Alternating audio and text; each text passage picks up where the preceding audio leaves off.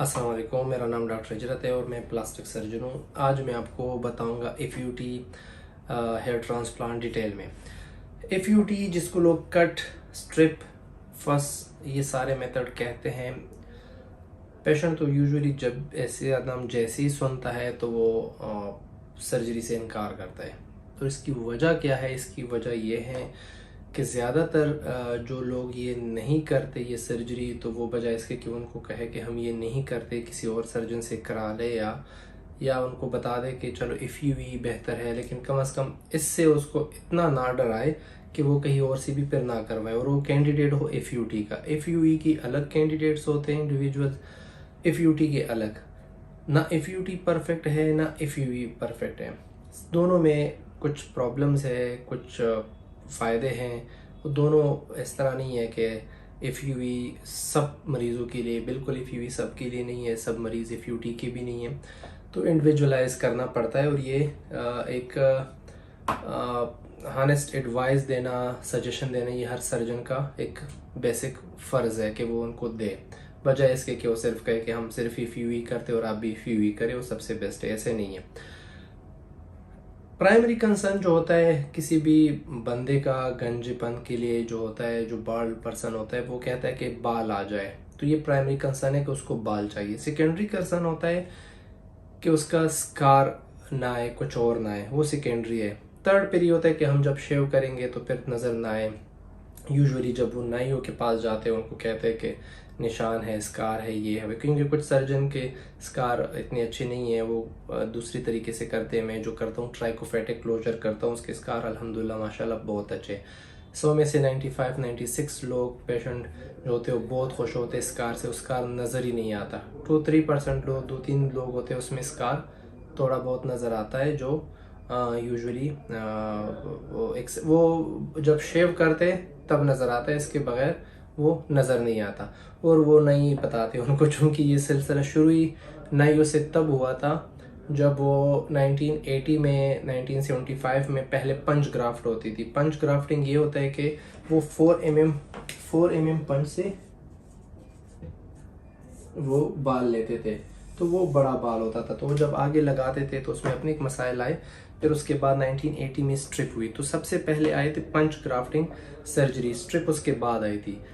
तो जब पंच ग्राफ्टिंग वाला पेशेंट नाइयों के पास जब शेव करने जाता था तो उनको कहते थे कि उसके पीछे बड़े बड़े स्कार आए हैं, इस तरह जो एफयूई की भी स्कार होते हैं लेकिन छोटे छोटे होते हैं। अच्छा, उसके बाद फिर एफयूटी सर्जरी शुरू हुई 1980 में। एफयूटी में जो सिर्फ एक प्रॉब्लम है मेन, वो है एक लीनियर स्कार का, बस दैट्स इट। इसके अलावा इसके रिजल्ट एफयूई से बहुत अच्छे हैं कंपेरेटिवली। कुछ लोग एफयूई के रिजल्ट भी इतने अच्छे नहीं, एफयूटी के भी नहीं, लेकिन कंपेरेटिवली एफयूटी के रिजल्ट अच्छे हैं। उसकी ख़ास वजह में सबसे पहला वजह यह है कि एफयूई जो है, एफयूई ब्लाइंड प्रोसीजर है। ब्लाइंड ये है कि ये ग्राफ्ट है एफयूई में, पंच हम लगाते तो हमें नीचे नहीं होता, ये बाल इस तरफ जा रहा है, इस तरफ या सीधा, तो उसमें कटने के ख़तरा, ट्रांजेक्शन रेट ज़्यादा होती है। एफयूटी में हम स्ट्रेट नीचे देखते हैं, हमें ग्राफ्ट नज़र आ रहे होते हैं तो हम उसको काटते नहीं, तो ट्रांजेक्शन रेट कम होते हैं। दूसरा फ़ायदा एफयूटी का ये है कि इसमें हम 1, 2, इस तरह 3, इस तरह 4, ये ग्राफ्ट बाल के जो है हम बनाते हैं। एफयूई में आपको इस पंच के ज़रिए 1 आए 2 आए, वो इसकी इसी में आता है। एफयूटी में हम ये अपनी मर्ज़ी से बना सकते हैं। एफयूटी में इसके साथ हम एक्स्ट्रा फैट, स्किन, जो जितना हमें चाहिए होता है हेल्थी ग्राफ्ट के लिए, वो बनाते हैं। एफयूई में वो नहीं होता, तो एफयूटी के नेचुरल रिजल्ट भी ज़्यादा कंपेरेटिवली आते हैं जितने एफयूई के मुकाबले में।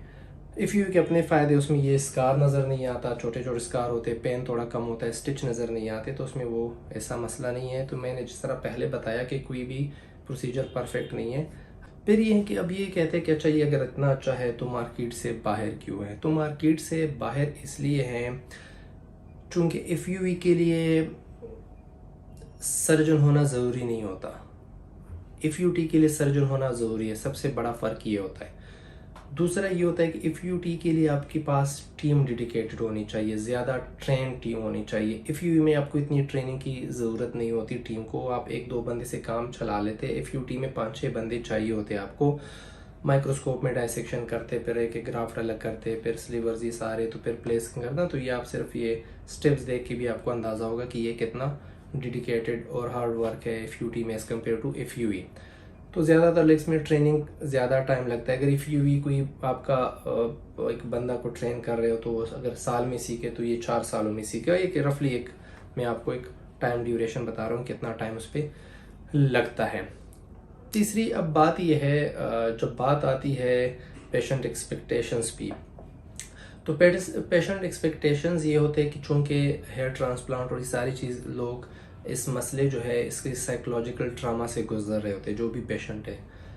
तो जब नेट पे देखते हैं वो डिफरेंट पैटर्न में आते हैं बाल्डनेस में, लोगों के पास कुछ टाइप 1, टाइप 2, टाइप 3 में आते हैं। तो यूजुअली टाइप 1 जो होता है वो उसमें सिर्फ सामने एक M बना होता है, टाइप 2 में थोड़ा सा ये और M पीछे जाता है, टाइप 3 में ये और पीछे जाता है, 4 में फिर ये वर्टेक्स भी खाली होता है उसके साथ, 5 में और पीछे। तो टाइप 2, 3, 4 के रिजल्ट 5, 6, 7 से बेहतर होंगे। होता क्या है, होता ये है कि जो बेस्ट रिजल्ट होता है डेफिनेटली हर किसी ने वही डालने होते हैं। अब कोई ख़राब रिजल्ट तो अपना कोई भी नहीं डालेगा, ना डालना चाहिए। तो जब वो मरीज़ वो देखते हैं हाई एक्सपेक्टेशंस के साथ आते हैं, वो उनके एक्सपेक्टेशन ये होते हैं कि शायद जितने उसके बाल आए उतने मेरे भी आएंगे, जितने उसके आए उतने मेरे भी आएंगे। तो ऐसे नहीं होता। ऐसे इसलिए नहीं होता कि हर किसी का डिफरेंट डोनर होता है, डिफरेंट गाफू की डेंसिटी होती है, हेयर क्वालिटी डिफरेंट होती है, हेयर कलर बहुत मैटर करता है। ग्रे कलर है तो उसके रिजल्ट ज़्यादा अच्छे लगेंगे बनिस्बत इसके कि जिसका स्कैल्प पेल है और हेयर डार्क है तो वो फिर स्किन ज़्यादा उसमें नज़र आती है। तो ये स्किन कलर, हेयर के बालों का कलर, ये सारी चीज़ें मैटर करती है उसमें। नंबर ऑफ ग्राफ्ट, ये सारी चीज़ें तो एक जैसे नहीं होते। फिर FUT के एक और जो अच्छी बात है कि इसके रिज़ल्ट FUE से इतने अच्छे और परमानेंट क्यों होते हैं, तो वो इसलिए होते हैं कि वो ज़्यादा परमानेंट जोन से हम वो ग्राफ्ट लेते हैं। लेट्स सपोज ये डोनर है स्कैल्प पोस्टीरियर सरफेस, जो ये एक्सिपिटल रीजन है ये है। इसमें अब ये होता है कि ये एक 4 सेंटीमीटर की जगह है, ये ज़्यादा परमानेंट जोन। आपने देखा होगा कि जितने भी ओल्ड एज लोग हैं जिनके सारे बाल गए उसके फिर भी पीछे एक पतली सी स्ट्रिप रहती है, तो वो एक्चुअली ये 4 सेंटीमीटर एरिया होता है। तो हम स्ट्रिप इसी 4 सेंटीमीटर में से के अंदर से ही लेते हैं। तो इसके रिजल्ट इसलिए ज़्यादा परमानेंट होते हैं बजाय FUE के जो इसके ऊपर से लेते हैं बाल, इसके लेते हैं यहाँ से लेते हैं। तो ये तकरीबन 7-8 सेंटीमीटर फिर बनता है। तो ये बाल गिरने के फ्यूचर में या रिवर्स थिनिंग में ख़तरा है। तो इसलिए आप अगर FUE के अक्सर मरीज़ आपने कुछ देखे होंगे जो 22-23 साल के एज में यंग में वो बाल होते हैं, तो उनका FUT ज़्यादा आइडियल उनके लिए होता है एज़ कम्पेयर टू FUE। उसका वजह ये है कि उस एंटिसिपेटेड जो पैटर्न है उनका जो हेयर लॉस है फ्यूचर में, वो लगता है कि यहाँ से जाएंगे। तो यही बाल अगर आप फ्रंट पे लगाओगे तो वहाँ से भी ये जाएंगे। फिर एक और चीज़ है इसमें कि लोग समझते हैं कि शायद ये जो पूरी स्ट्रिप ऐसे निकालते हैं तो इसको ही आगे लगाते, तो ऐसा बिल्कुल नहीं होता। ये पहले ज़माने में हुआ करता था, अब ऐसे नहीं होता। अब ये पूरी स्ट्रिप निकालने के बाद ये छोटे छोटे स्लीवर्स में एक बंदा जो हमारी टीम का मेंबर होता है वो काटता है। उसके बाद इस स्लीवर से 1 ग्राफ्ट, 2 ग्राफ्ट, 3 बाल वाला ग्राफ्ट, 4 बालों वाला ग्राफ्ट, ये हम अलग करते हैं ताकि उसी हिसाब से हम डेंसिटी लें। तो ये उसमें ये चीज़ होती है। पूरी स्ट्रिप इस तरह नहीं होती। मिनिमल पेन इसमें होता है, वही बाकी उसी तरह चीज़ें हैं। रिजल्ट भी उसी तरह 4 महीने के बाद शुरू होता है, 10 महीने पे कंप्लीट होता है। इसके बाद पूरी वीडियो बनाई है FUT पे कि किस तरह करते किस तरह नहीं करते, तो वो आप वीडियो देखें। इसके बावजूद अगर आपको कोई क्वेरी हो, कोई क्वेश्चन, कोई भी किस्म की कन्फ्यूजन हो, किसी बात से आप इत्तेफाक नहीं करें, किसी बात की समझ नहीं आ रही, तो आप नीचे कमेंट बॉक्स में क्वेश्चन करें, मार्क करें, मैं ज़रूर जवाब दूंगा। और अगर ज़रूरत पड़े तो उस पर मैं एक वीडियो भी बनाऊंगा। मेरा चैनल लाइक और सब्सक्राइब करना ना भूलें। बहुत शुक्रिया, थैंक यू।